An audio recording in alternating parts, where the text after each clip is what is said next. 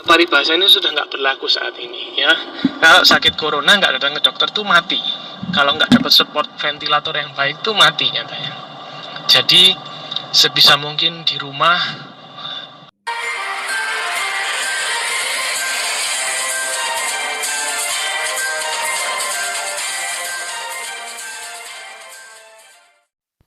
Saya Ustadz Ahmad Anis Shahab Junior, sepupu dari Ustadz Muhammad bin Anis ya. Sedikit pencerahan tentang virus corona. Bagi yang pengetahuan saya tentang virus corona ini juga sangat terbatas, karena kebetulan saya bagian keilmuan saya itu bukan tentang virus corona, tapi tentang ngurusi KAL sebenarnya ya. Nah, sekarang kita ngomong tentang corona. Sebenarnya apa sih corona ini ya? Corona itu salah satu turunan dari virus MERS atau SARS ya. Kalau kita dulu pernah dengar yang namanya SARS, nah itu sebenarnya dia satu rumpun ya, virus corona itu. Jadi virus itu punya family, punya spesies dia. Ya, sama kayak kucing ya, kucing itu sama macan sama satu family sebenarnya. Familynya Felix namanya. Jadi dia satu keluarga, satu rumpun. Cuman macam-macam ininya, macam-macam strain, tipenya, ya, polanya itu macam-macam. Nah, sekarang virus corona ini kebetulan dia bermutasi, ya, dari SARS yang dulu itu dia bermutasi menjadi suatu strain yang masih belum diketahui obatnya. Nah, khusus untuk virus, ya, virus ini berbeda dengan bakteri. Kalau virus itu dia tidak punya DNA, dia tidak punya kromosom untuk hidup. Jadi sebenarnya hidupnya itu dia menampung ke sel inang, menampung ke host. Jadi dia tidak punya sumber untuk hidup. Sumber hidupnya itu nempel ke manusia. Jadi dia menggunakan sel tubuh kita untuk hidup. Jadi sel tubuh kita itu digerakkan oleh virus untuk mengatur makannya, mengatur metabolismenya. Jadi dia tidak punya DNA, ya. Dia hanya punya RNA, ya, messenger RNA. RNA ini yang akan mengontrol DNA manusia. Karena itu virus tidak bisa dibunuh. Karena pada dasarnya kalau dibunuh, yang dibunuh ya sel tubuh kita sendiri. Karena dia numpang ke sel tubuh, sehingga dia nggak bisa dibunuh. Beda dengan bakteri. Kalau bakteri itu bisa dibunuh. Bakteri kita kasih antibiotik bisa dibunuh. Virus tuh nggak bisa. Ada beberapa virus yang sampai dengan sekarang tuh bisa sedikit ditanggulangi dengan obat ya, antivirus sedikit. Itu biasanya cacar air. Nah, itu cacar air, kemudian beberapa virus yang lain. Nah, sebagian besar virus itu dia self limiting. Artinya kalau kena ke tubuh manusia, nanti tubuh akan membentuk antibodi, dibunuh. Jadi tidak bisa kita kasih antibiotik dari luar, tapi tubuh sendiri akan membentuk antibodi, membunuh. Nah, khusus sebagian besar self limiting, dia terbatas. Jadi infeksi 7 hari, 10 hari reda, ada yang 2 minggu reda, itu ya. Tapi ada beberapa yang tidak bisa hilang. Kalau ke tubuh kita sekali, dia akan ada di tubuh kita selamanya. Misalkan HIV ya, atau hepatitis. Dua virus ini itu kalau sekali ke tubuh nggak bisa hilang, meskipun orangnya tampak tidak sakit, tetapi di tubuhnya selalu ada virus. Tetapi sebagian besar yang lain, termasuk virus corona ini, dia akan sembuh dengan sendirinya. Nah, masalahnya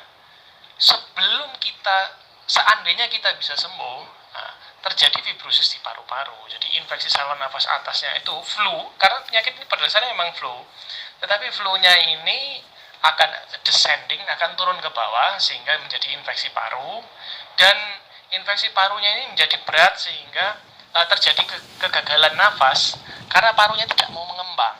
Nah, itu yang disebut fibrosis paru. Jadi parunya ini mengkeret, tidak mau berkembang.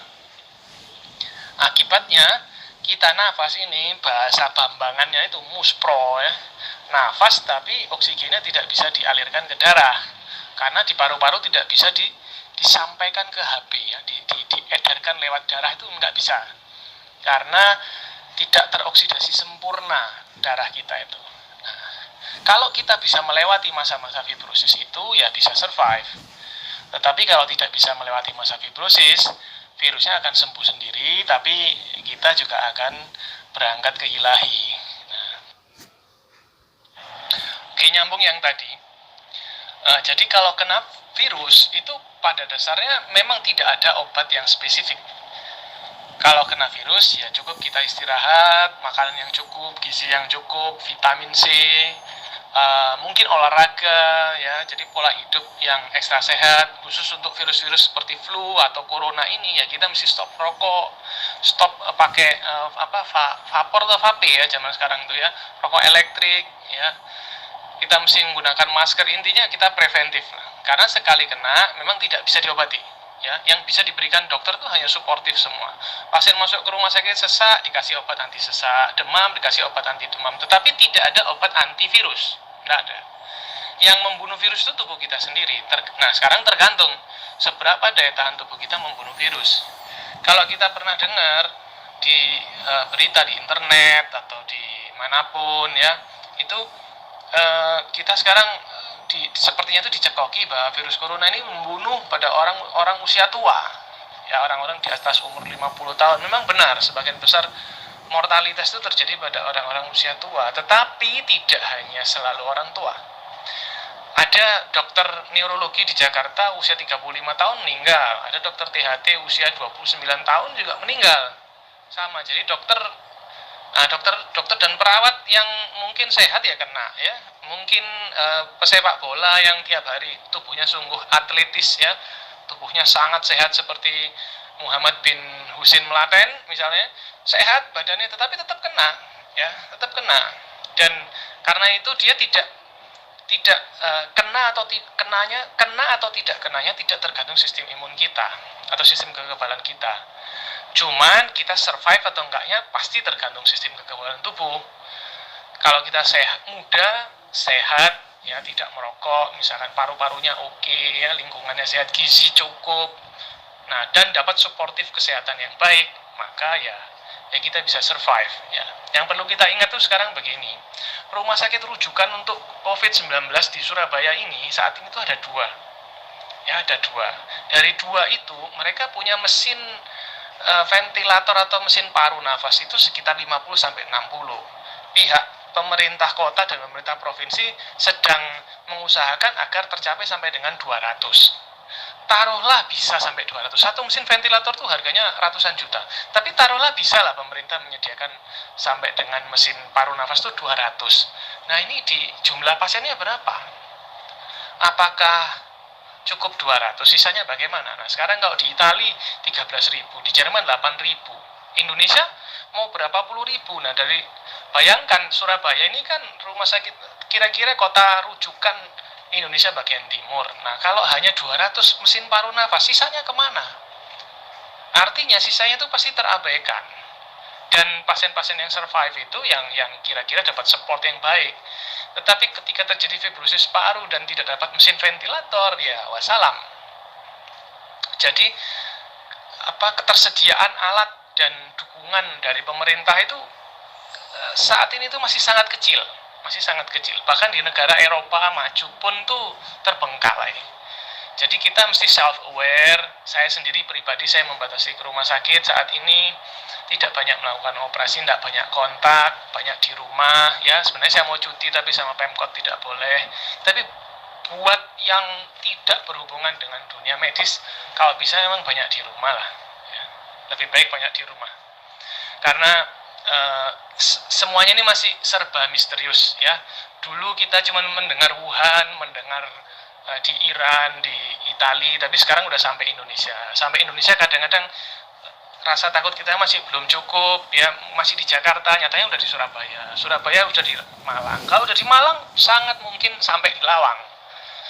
Nah, dulu saya pernah diajari sama Ustadz Muhammad Gundul ya.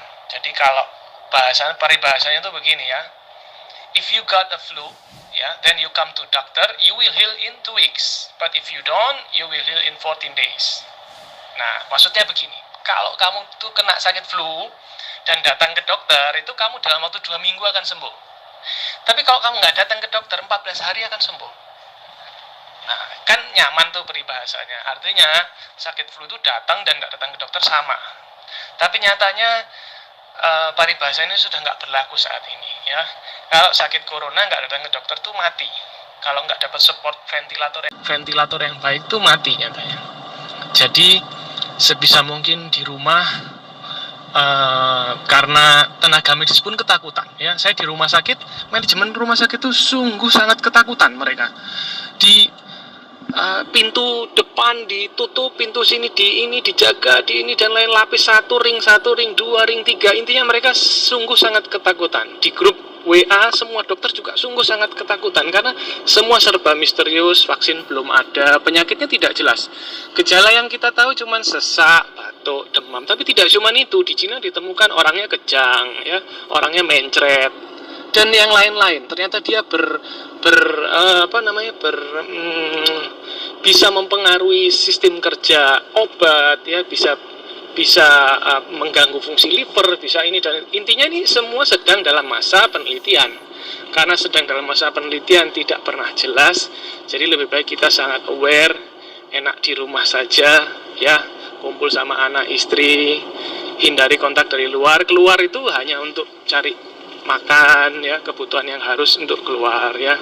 Untuk Ustadz Muhammad Sahab ya juga ini momen-momen yang sulit, Ustadz, ya.